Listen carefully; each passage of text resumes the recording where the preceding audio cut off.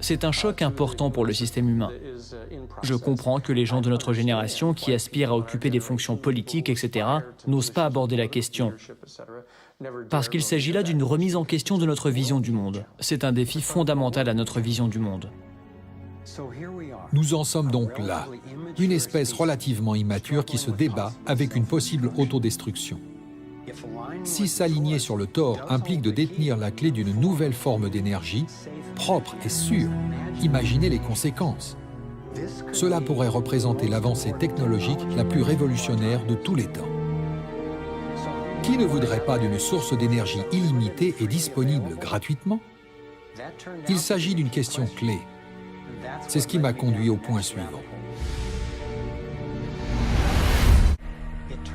Il s'avère que les scientifiques, depuis le début des années 1900, ont mis au point des méthodes alternatives pour accéder à l'électricité sans combustion. Nikola Tesla a cru qu'il avait découvert ce qu'il appelait l'énergie radiante. Beaucoup de scientifiques pensent qu'il a introduit ce qu'on appelle aujourd'hui l'énergie libre. Mais avant que Tesla n'arrive au terme de son projet, son financier et banquier JP Morgan, qui détenait le monopole du cuivre utilisé pour fabriquer les lignes électriques, reconnut que l'invention de Tesla pouvait émettre de l'électricité sans câble et il cessa de financer Tesla. Le laboratoire de Tesla fut réduit en cendres et Tesla fut mis à l'écart. Tout ça parce qu'il avait essayé de mettre en œuvre sa vision d'une énergie illimitée pour tous. Un inventeur contemporain, Adam Trombley, a été inspiré par le travail de Tesla et par les possibilités liées au tort. Trombley a construit une dynamo, un générateur de courant direct pouvant récupérer l'énergie électrique directement dans l'air. Nous voulions démontrer qu'en imitant le champ magnétique d'une planète et en faisant tourner ce dispositif, nous pouvions créer une dynamo qui fonctionne.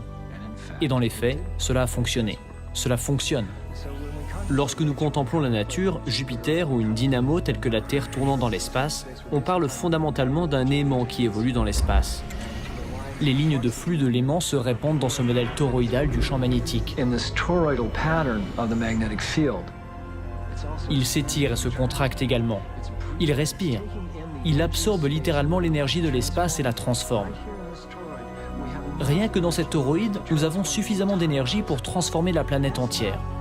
Ce n'est pas juste un exposé théorique, c'est la réalité. Réfléchissez un peu aux implications que cela induit. Cela signifie que n'importe quel endroit sur la Terre dispose soudainement d'énergie. Chaque personne sur Terre dispose soudainement d'énergie. C'est la profusion universelle.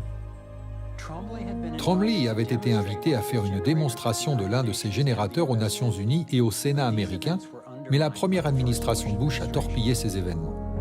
Ensuite, l'appareil lui-même a été saisi lors d'un raid gouvernemental.